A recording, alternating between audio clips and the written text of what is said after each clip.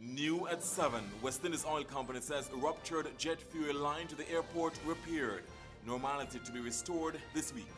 Government announces major plans for the old Halberton Hospital. Court in session. St. John's Magistrates Court hears first cases at the temporary site at Knuckle Block. And APOA sheds light on extensive blackout Sunday night. ABS News at 7 starts now.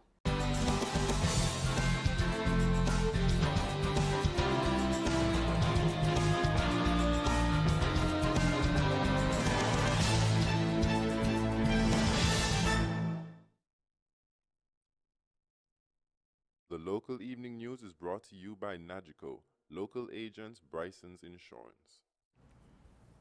Hello, good evening, and thanks so much for joining us for the ABS Evening News here on ABS Antigua's News Authority. My name is Garfield Burford. And I'm Sharon Miller Tazwell. Thanks so much for joining us tonight. We begin with the developing story at this hour. The West Indies Oil Company has confirmed that the ruptured jet fuel line to the airport has been repaired. That's right now, Sharon. Our fuel leaked from the ruptured pipe in Upper Fort Road yesterday morning, but the company says it did not leak onto private property. WEOC says the leak was confined to the public drain, and work is now being carried out to flush the drain to remove all residue of the fuel.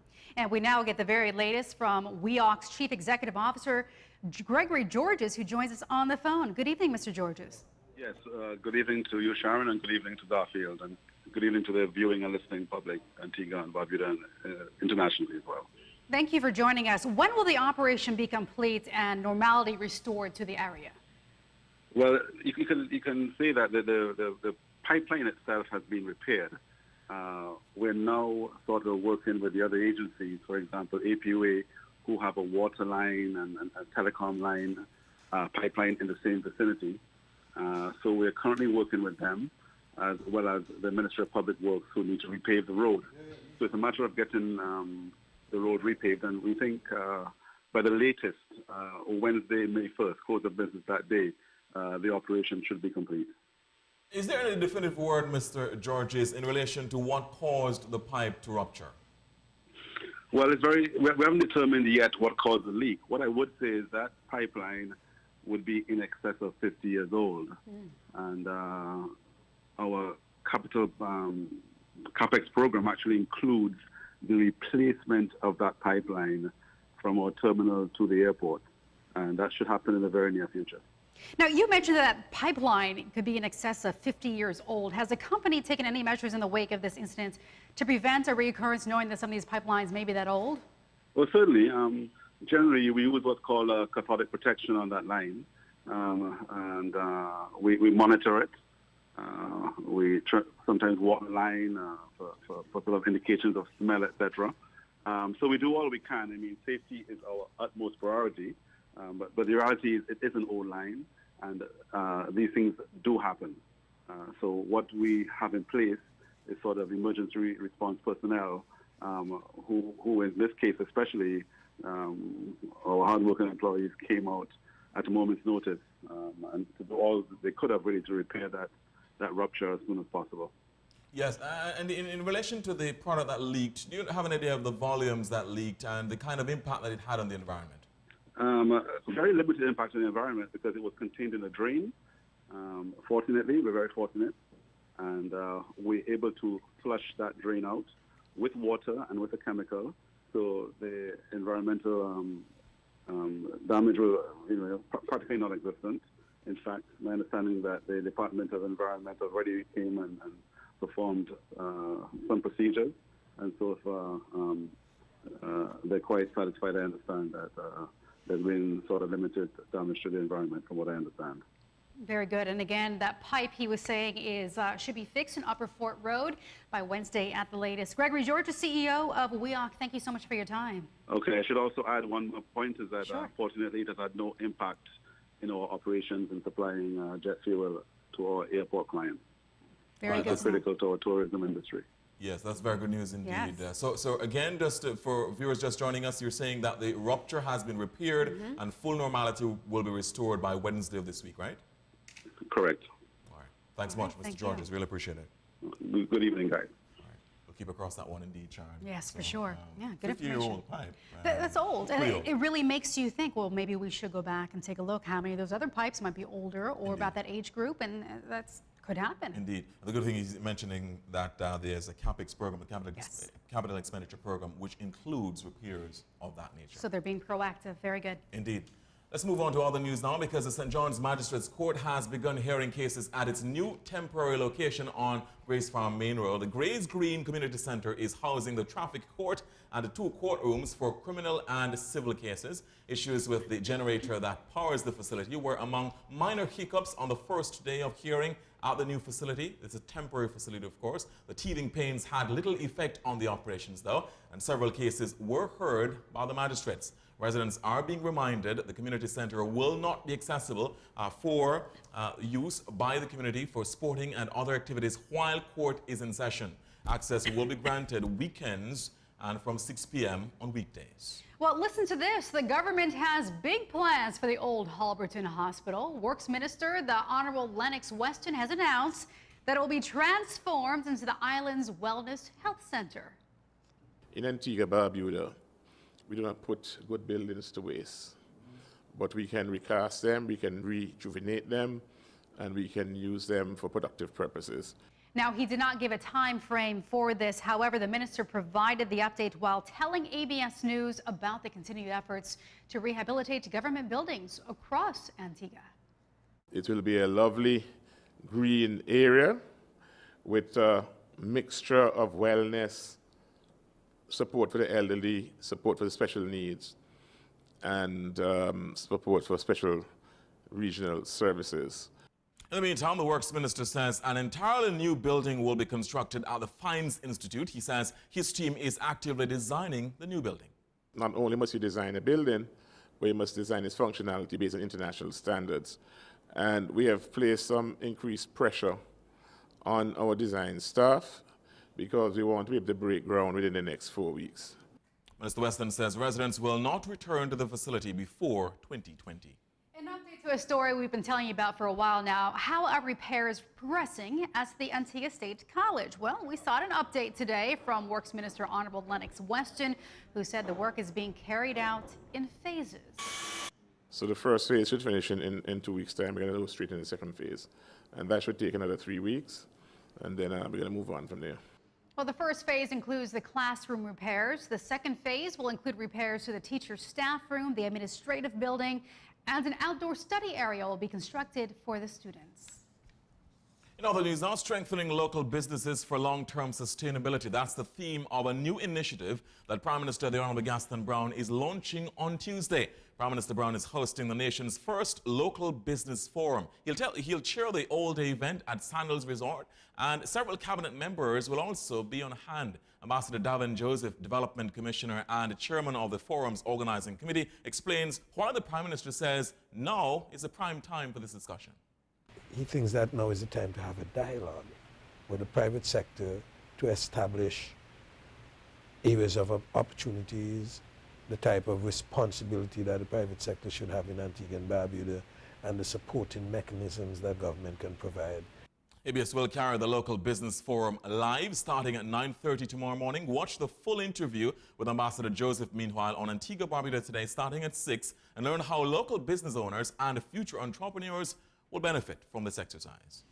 Well, the Immigration Department is introducing an appointment system for customers requiring extension services. It says this part of its continued effort to ensure the best possible service to the public and also minimize the long lines and wait time.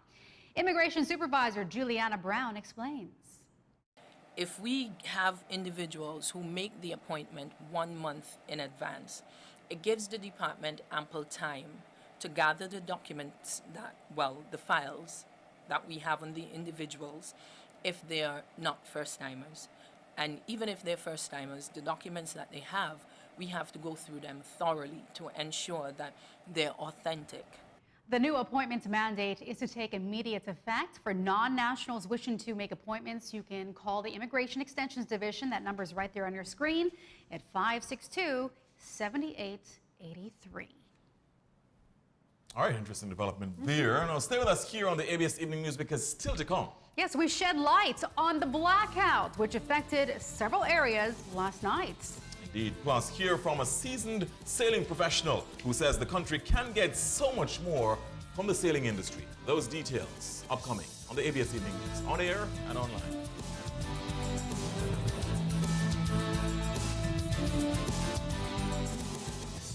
At Nagico, the things that matter to you matter to us. Like knowing you're covered when your house gets flooded, getting your settlements quickly and fairly when a fire hits your home, and making sure your business can keep going even after an accident happens on site. At Nagico, we're about much more than just insurance. We're about the big things and the small things that mean everything. Short on cash and need cash now? Then Quartz Ready Cash interest-free payday loan is here for you. Get up to $500 in cash today. Come in today for our hassle-free service. No interest, quick approval, and easy payment terms. Get the cash you need when you need it with a Quartz Ready Cash payday loan today. Visit our nearest branch for your interest-free payday loan now. Quartz Ready Cash, ready when you are.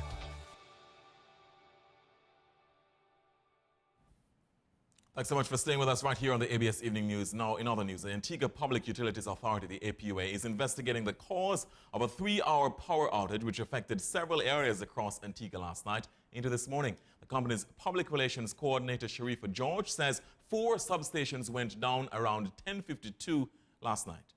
The 4 substations that were de-energized were the Fries Hill, Belmont, 5 Islands, and Sweet substations.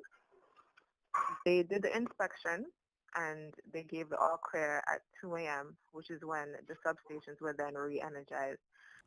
She says the outage affected about 50% of the mainland's electrical grid. Communities affected included downtown St. John's, Hodges Bay, 5 Islands, Old Saints, Liberta, and Old Road. The investigation is ongoing, but we've been able to identify where the fault might have occurred, which is between the Belmont and Sweet substations.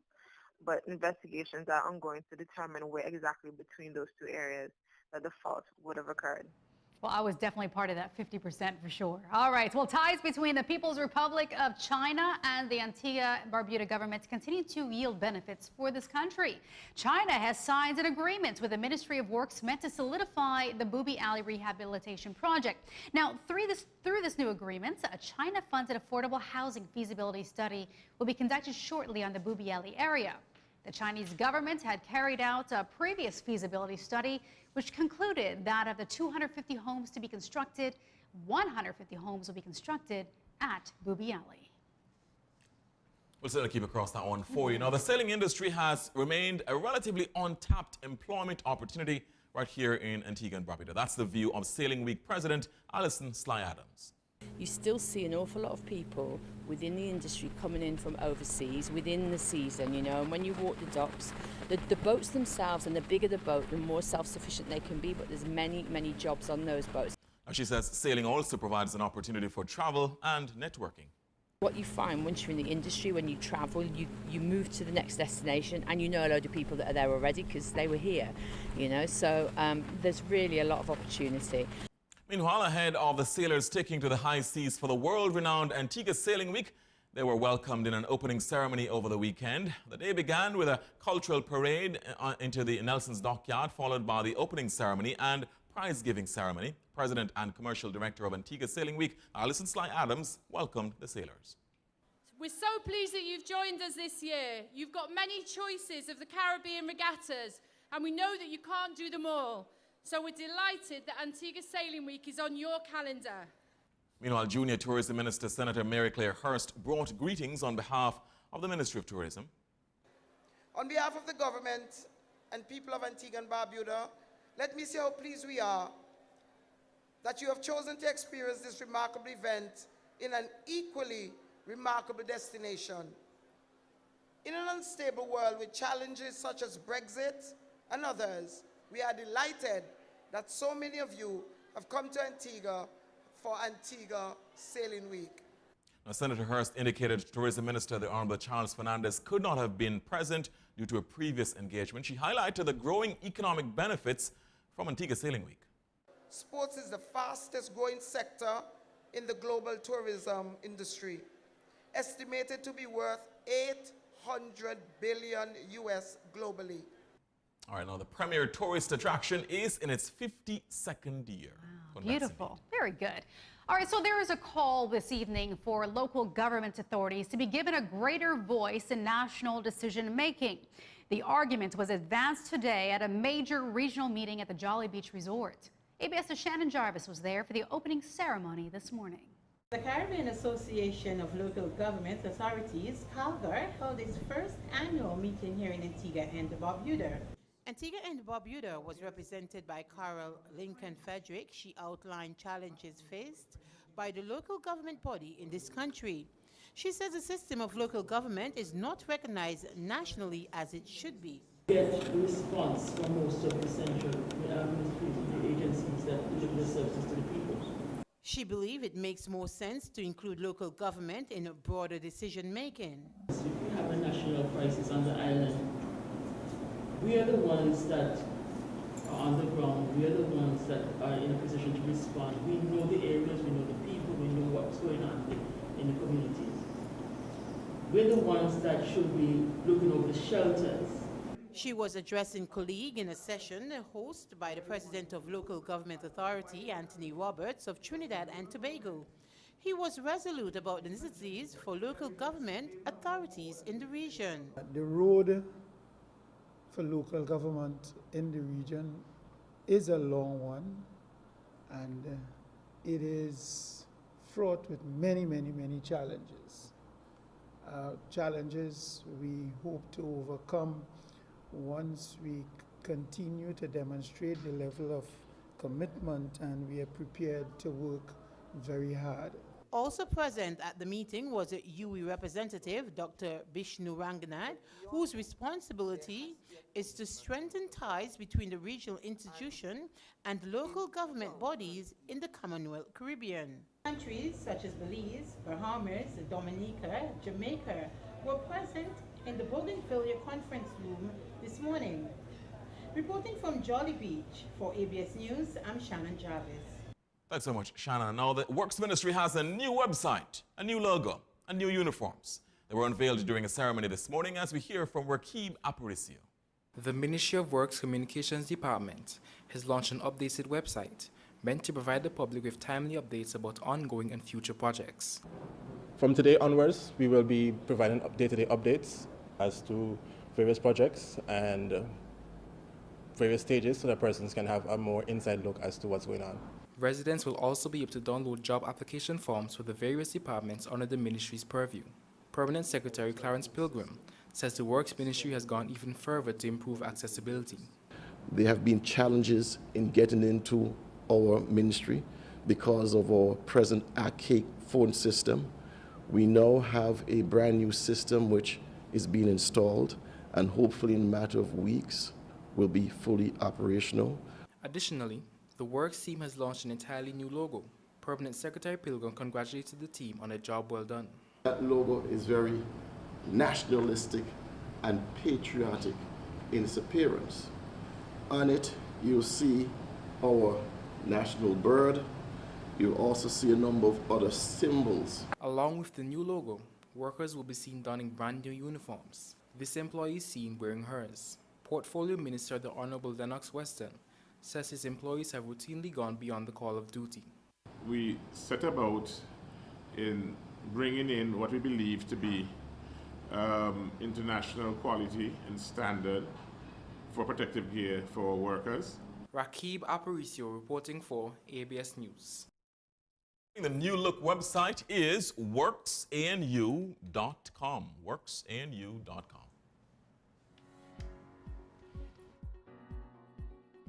Good evening. I'm Natalie Clark White. Tuesday morning on Antigua Barbuda Today, follow us to English Harbor for the 52nd Antigua Sailing Week updates. There'll be the 10th edition of Reggae in the Park and the very first Reggae in the Park race day. We'll talk to Tiffany Donner, winner from Christ the King, Harper's Billboard Art Competition as well, and follow up on what took place on the water and land side with English Harbor Rum Race Day 1 and Fever Tree Race Day 2. Join us Tuesday on Antigua Barbuda Today. Very exciting. They're going to be at English Harbor tomorrow morning. That's Indeed. where all the action is, huh? Fascinating. Yeah. On the high seas, all the way. Exactly. Good stuff. Terry's on a water. Hold on, wait a minute. You'll be at English Harbor tomorrow morning? Or No, tomorrow night? he on Antigua Barbuda not me. I'm saying today. Antigua Barbuda today. Most of them. Terry, will be there. you seemed totally surprised that I would have been. I was just wondering. I heard there's a big concert over there tomorrow night. So Oh, I thought that's what you'll be okay. there for. Maybe he You will thought I be was there early. Yeah. But For reggae in the park. who'll be here? Yeah. That's my thing. I'll be here. Actually, you would be there, but never mind. We'll talk. That's the problem. That's the problem we have here, Sean. That's the You're problem we have right. here. I don't know what's going on. What's going on? All right, going on with it's sports? time for sports, and I'll tell you about it was a good day for Antiguan yachts on the high seas in the Antigua Sailing Week. I'll tell you all about this and more when we come back. Stay with us.